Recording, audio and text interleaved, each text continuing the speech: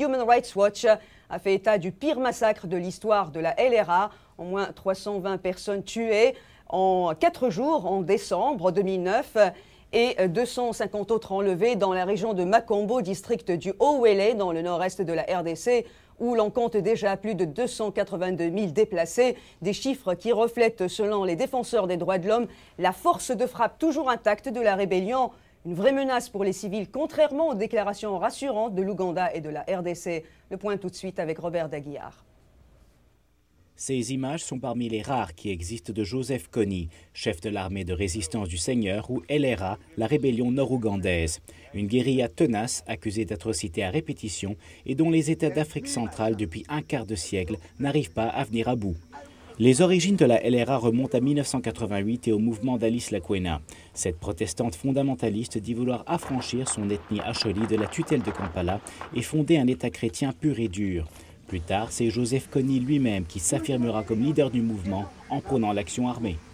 De la vie générale, la LRA a peu de moyens et peu de combattants, mais elle se fait surtout connaître par les exactions que lui imputent les autorités et organisations de défense des droits de l'homme. Celle-ci accuse la LRA de massacres, d'exécutions sommaires, de tortures, de viols et surtout d'enrôler de force des enfants soldats tout en réduisant des filles à l'esclavage sexuel. Fin 2008, l'Ouganda négocie avec la LRA pour obtenir la fin du conflit.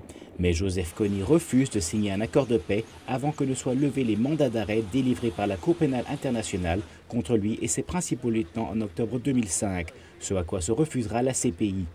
Pire encore, au cours des années, la rébellion étend son champ d'action sur une région comprenant le Sud-Soudan, l'Est congolais et la Centrafrique. Pour l'organisation Human Rights Watch, la LRA devient alors une vraie menace régionale. Du point de vue militaire, la LRA n'a jamais été en position de renverser quelque gouvernement que ce soit et encore moins d'établir la théocratie qu'elle appelait à l'origine de ses vœux. Ceci dit, sa connaissance du terrain et sa capacité à opérer avec un équipement relativement peu sophistiqué, par exemple beaucoup de machettes, lui ont permis de continuer à terroriser les communautés frontalières que les États de la région ont d'ailleurs bien du mal à protéger. En 23 ans, le conflit aurait fait plusieurs dizaines de milliers de morts et au moins 2 millions de réfugiés. Robert Daguillard, La Voix de l'Amérique à Washington.